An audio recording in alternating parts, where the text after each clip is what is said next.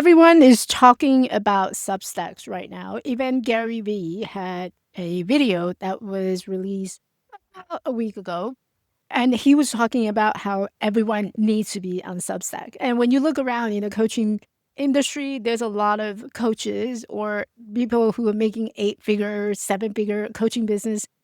They're all encouraging people to go and check out Substacks. So let's talk about what Substack is and whether or not you should or should not be on it.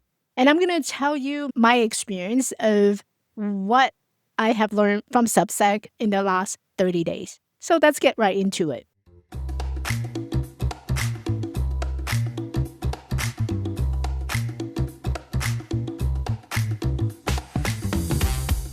So everybody and their mother is telling you to start Substack right now.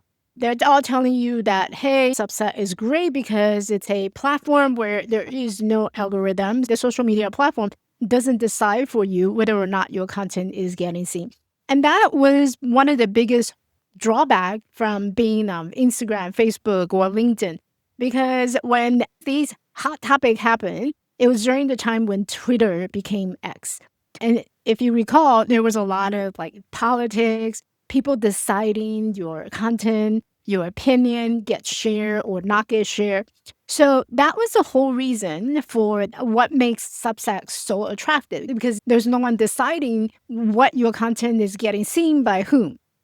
So a lot of writers started on Substack because it's a great platform. So if you're a writer, it's great. Being on Substack, you can publish. It's like a blog, a newsletter. So you publish newsletter and your follower or your subscriber will get a copy of that newsletter that you publish on Substack in their inbox. There's email that's tied to the newsletter that you publish on Substack, which is becoming more attractive, and it's a great way of marketing your coaching business. So you started to see a lot of coaches, 7-figure or 8-figure coaches, starting leveraging that platform to build their coaching business, because now the algorithm doesn't decide who their content is going to be seen by who. Now, on the other hand, when you are on Facebook or LinkedIn or Instagram, a lot of how your content is getting seen and found is interest-based. So if someone, let's say your prospect, decided to look up what is imposter syndrome, then suddenly imposter syndrome is a topic of interest for your prospect. So all these topics about imposter syndrome is suddenly going to show up on your prospect's social media platform and also their emails. Now, if they come across your topic, your content of imposter syndrome, then you bet there's a good chance that they're also seeing your competitors' content on imposter syndrome. So you get this fighting and back and forth attention to grab that prospect who's interested in the imposter syndrome. So your message needs to stand out. Your message needs to be on point, which is why I keep telling all my clients that your message needs to be on point. Otherwise, you're fighting against all these other competitors' messaging. And if their message is more on point than you are, guess where their prospect is going to go? They're going to go to the coaches who have their messaging all clear. And that's been a constant battle for anyone who's in this coaching industry to build coaching business, because all these platforms are interest-based. So you are essentially fighting attention of that prospect against all these competitors, which makes Substacks a great attraction, because now that since there's no algorithm, the subscriber subscribe to you is always going to be subscribing to you. Maybe there's other content that comes around that this person is interested to subscribe. So that person may end up subscribing to all these different coaches who talk about the same thing. But now you don't have to fight against their content, because it's based on what they put out and what your prospect wants, and whether he or she will subscribe to the content that she come across. So the algorithm intentionally showing your content to a certain individual, maybe because that person has bigger account and you have a smaller account, there's none of that anymore. This is why it is big. It's over. So the data came from months ago or maybe years. So you can imagine now that more and more people are talking about it, the number probably have grew tremendously. But there's about 5 million paid subscription on Substack and around 50 million active subscriber total. So that's nearly 100,000 publication right now. And that's where the money is. And that's why a lot of coaches firmly believe that you need to spend a lot of energy or more energy on Substacks than any of the social media platforms. It's great. It's fantastic. But here's my take on it. Substack is a free discovery engine right now. And you can spend all your time on Substack. You can make the announcement on Instagram and say, hey, I am leaving Instagram. Or you can do the same on Facebook. You can make a public announcement about how you're leaving Instagram or you're leaving Facebook or you're leaving everywhere else and going to Substack. At the end of the day, I want you to think about what's happening. And the platform is still, whether you like it or not, it's still a social media platform. Substack it's one of the discovery channel that you put your business in, and it is not the ultimate destination where you'll keep your subscriber or clients on. Yes, there's a lot of potential that you can do with the platform, but at the end of the day, it's a discovery channel. It's a place where your brand new audience, they're going to find you. But the only advantage of it is that you're not begging and fighting attention against anyone. Your message needs to still be on point in order for you to be discovered. So that's the opportunity that I want you to think about, is that if you don't love creating shorts, creating videos, and thinking about what do I need to put out as my reel and constantly having these creative ideas, then I want you to think about Substack as a potential place where you can create a long form content. So when you use it as what is intended for it to do, then what you have essentially done is creating an ecosystem where you create that one. And I've been using this across all social media platforms, not just on Substack. So the last 30 days that I have been on Substack, I continue to create long form content, which will allow me to repurpose to my short form content, which are the reel, the social media posts, and maybe even an email that I'm going to send out. So it's a great way for me to create one long piece of content just once. And it could be a podcast episode like this. So if you are into creating podcasts, you could create podcasts. If you like video, you can also do video.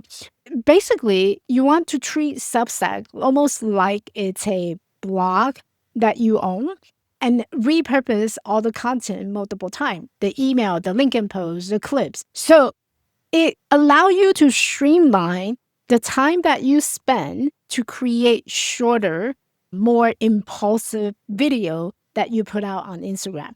And one of the other reasons why coaches find this very attractive is because now instead of thinking about what reel do I create every single time, I just need to focus on one platform and do well on that platform, providing resource, and that people would discover me. Which is a great point, and that was a whole discovery engine that serves its purpose. But you got to think about, okay, so now that people are discovering me, what do I want to do with them? So earlier I told you about how it is a social media platform, meaning you don't own that platform. And if you are so into creating content and you have no idea of where to back up and how to back it up, then God forbid one day when the platform decided to charge a membership from you in order to be on that platform, or if suddenly something happened to that platform and it changes and you no longer have control of what's going to happen to your content that you have put onto that platform. So in other words, you still want to have something that you own, that you have full control of in order for this big giant discovery engine to work. So here's my thinking and here's my process. So the way that I'm using Substack is the same way that regardless of what platform I'm on, I will create one piece of long form content to publish on Substack. And then I would repurpose it in multiple different ways, email, social media posts, or maybe it's a reel. And everywhere I go, no matter which platform I'm on, I'm going to drive the traffic back into my business. So I would have a link to a lead magnet, or maybe I would encourage someone to download stuff, or maybe it would be inviting someone to come in and join me inside my Facebook group. So I always want to bring the traffic and direct the traffic into something that I can control. So instead of creating content all the time and just leave it there and hanging there, there's actually a purpose that I'm using my content for to drive the traffic into my business. So again, you want to think about Substack as a discovery channel, as a discovery engine. And at the end of the discovery, you need to take your audience to somewhere that you have control of. And honestly, yes, you could have subscriber and you could use the email function in Substack. However, if the platform doesn't exist, neither will your email list. So the way that you want to think about it is, what is your ultimate goal for publishing content?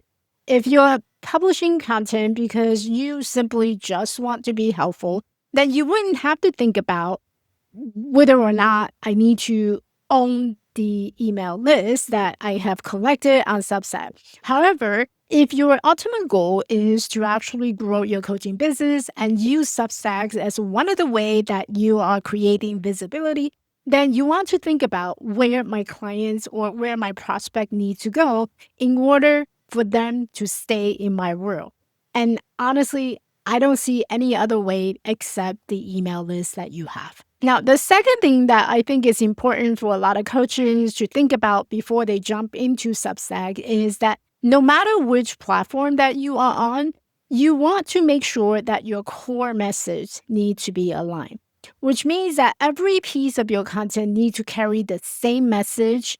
And you want to make sure that every piece of your content carries the same message that would drive the traffic into your signature coaching package. Otherwise, you just have a great message, very inspirational, but no paying clients. Someone discover you, they discover what your core message is, and that core message is leading to your coaching offer. So until you have those clear, I would not recommend that you abandon Instagram or Facebook and just dive all in onto Substacks. How I would use it again is it's a discovery channel. So creating long form content that allow you to repurpose into short form content, which allow you to post on Instagram or Facebook. So you're not losing any visibility on any of the platform. Plus, you have a specific goal that you're driving your traffic to. Changing a different platform and using the same strategy, it's not going to lead you anywhere. It's just another address, and that's going to add to your to-do list. So I want you to comment down below and let me know, have you been thinking about moving to Substack? And if so, how is that working out for you?